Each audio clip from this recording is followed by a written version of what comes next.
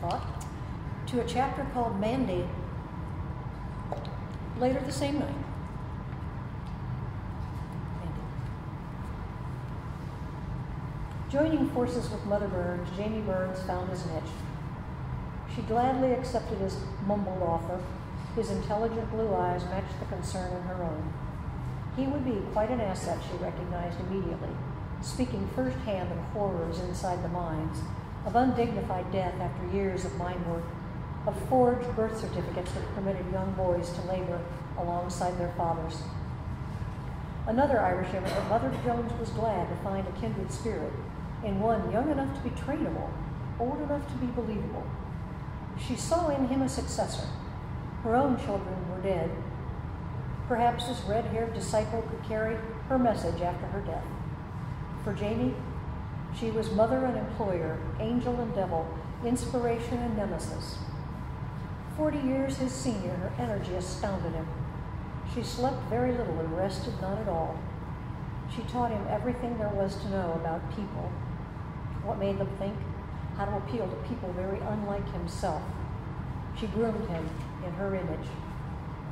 As his confidence grew, so did his personal following. It astounded Jamie that miners all over the Midwest knew his name, clamored to shake his hand, chanted out, "Jamie, Jamie."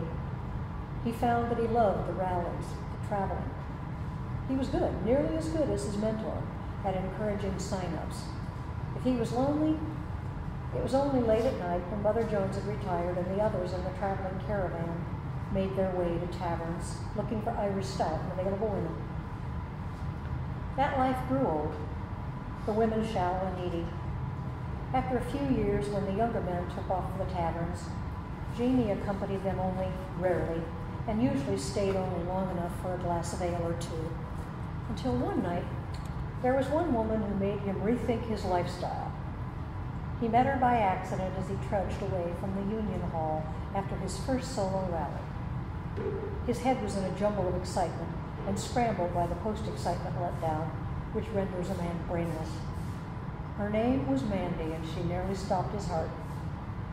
Snapping brown eyes beneath devilishly arched brows glared daggers at him as she bent to pick up the market basket and satchel that Jamie had knocked out of her hands when he, in a mindless fog, plowed into her. She was trudging home from work in the snow that same March evening of his first attempt to lead a Union rally solo.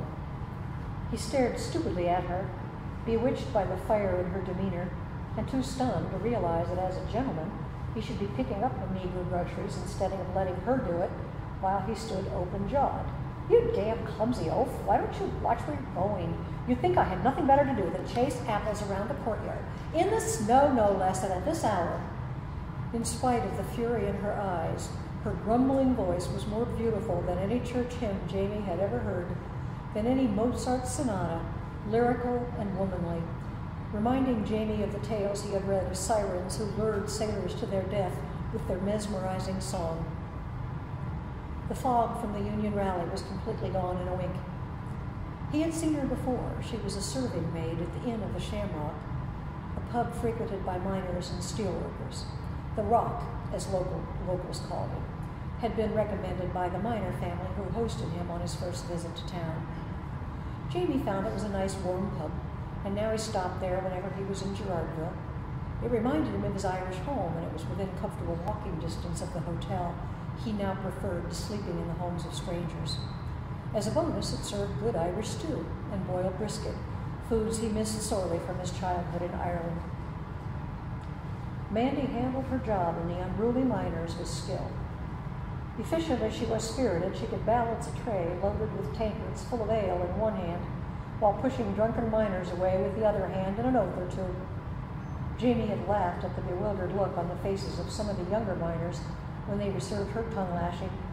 She was a sharp-tongued hellion of a woman who knew just how to keep men in their place. Around 25, he guessed. She had a gleaming mane of dark auburn-brown hair, muscular arms from carrying heavy loads, and a voluptuous figure that couldn't be camouflaged by the oversized calico apron she wore when she worked. Patrons looked at her, lusted after her, but learned very quickly to keep their hands to themselves, for Mandy was no one's toy. But tonight, Jamie was blindsided. Her wrath fell on him, and he found himself losing his heart as she railed at him. The more she cursed at him, the more smitten he found himself. Stammering an apology, which she totally ignored, he found his blood pounding in his ears once again, as it had earlier at the Union rally. But this time, the object of his intense scrutiny was angrily stuffing fruit and potatoes back into her satchel and the market basket she carried. Stepping forward, his wits returning suddenly, he grasped her arm, the one that held the basket, and declared, "Really, ma'am, it's sorry I am that you needn't be doing that. I'll be picking up your groceries for you. Stop yelling for a minute, will you, please?" She stopped. Meeting his intense blue eyes, her own eyes narrowed, but she stopped berating him, allowing him to load the food, some of it wet with slush, back into her carriers. It was nearly 9. Jamie looked sideways at her as he wiped off an orange on the sleeve of his windbreaker, then asked, "What are you doing marketing this time of night, if you don't mind me asking? And where is there a market open?" "Not that it's any of your business, but I marketed before my evening shift, and now I'm going home. If that's all right with you, that is," she spat at him. He returned the last of the spilled food to her market basket and reached to take it off her arm, saying, "Here, let me help you home. It's the least I can do, seeing as I nearly knocked you into Kingdom Come. Mandy, isn't it?" She looked startled that he knew her name, and allowing him to take her basket, she studied his face closely, finally recognizing him as one of the men who sat in the pub occasionally. One of the more courteous ones, she remembered vaguely. "Yes, it's Mandy, and do you have a name, or shall I just call you Oaf?" He chuckled, touched his cap with a free hand, replying, "Well, that's the one I deserve, I'll grant you. But me mum named me James. Jamie to me friends." He fell in step beside her as they rounded the corner by his hotel. A half smile played with her lips. She replied, "Well then, James, it's kind of you to help me home, but I've been getting home perfectly well without you for a good many years now." She reached for her basket, which he teasingly pulled just out of her reach. "I don't doubt that a bit, miss, but tonight you've taken a bit of a spill, and I'd be beholden to you if you let me make it up to you, and that's Jamie." "I heard you the first time, James, and since you insist on keeping my basket, I seem to have no choice but to let you accompany me. Don't you be getting any ideas. I can take you down with one arm if I need to."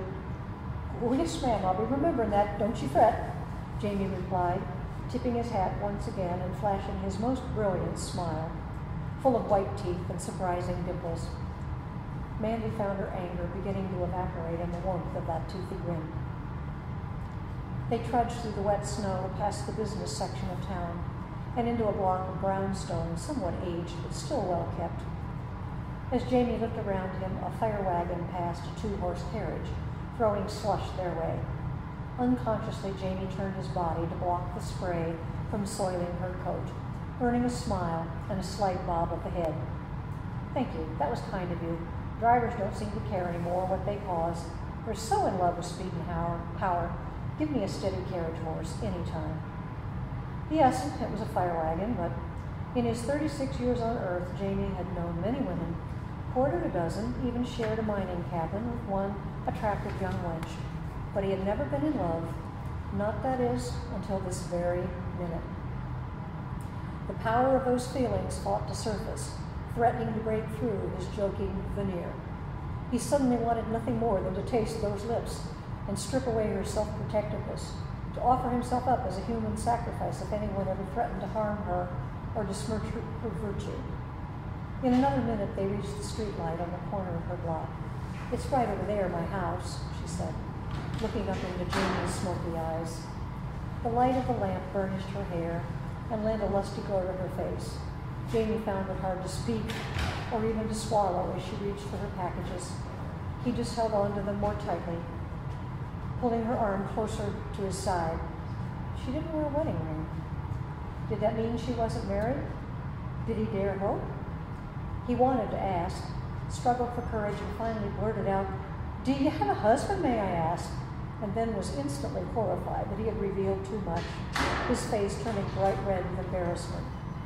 Expecting another onslaught of cursing and rage, Jamie steeled himself, but to his surprise, she answered, after a painful silence and a breathy voice barely audible, "No, sir. Are you applying for the job?" He stopped dead in his tracks, wondering whether he had heard right. She stopped as well. Of course, she hardly had a choice since he carried her belongings. But her eyes met his, laughing now instead of angry, his full of wonder. They stared for what seemed an eternity. It was only a few seconds, and slowly a flirtatious smile began to curve her lips upward. "Well, you never know what might be happening one day down the road, do you?"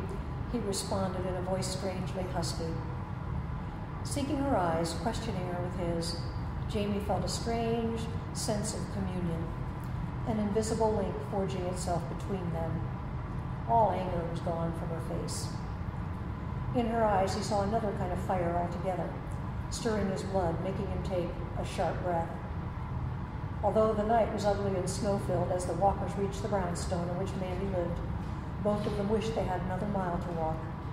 Reluctantly, she turned her key in the lock and then reached for her belongings, saying, "Well, thank you for walking me home, Jamie. It was kind of you. You are a gentleman." She seemed like a different woman entirely from the wench who had just half an hour earlier cursed him and threatened to take him down. As he turned to enter her door, Jamie found his voice. "Mandy, may I see you again?" With a gentle smile, one he hadn't seen before and never dreamed she was capable of, she replied, "I certainly hope so. I would hate to have to spill drinks all over you or something just to get your attention." His heart pounding with joy, his hand slipped down her arm to grasp her gloved hand lightly. "Good night, then, Mandy. I will most certainly be back as quickly as I can. Oh, what be your surname?" She found the question amusing, especially when she realized she didn't know his either. "Markham. Miranda Markham. What's yours?" "Oh, yes, you'll be needing to know that. It's Burns. James Malcolm McGregor Burns, at your service, ma'am," he replied with a mocking bow. "Good night, then, Jamie Burns, until you find your way back to me." Knowing he most certainly would find a way back to her, he tipped his hat to her yet again and walked away, this time knowing he was a changed man.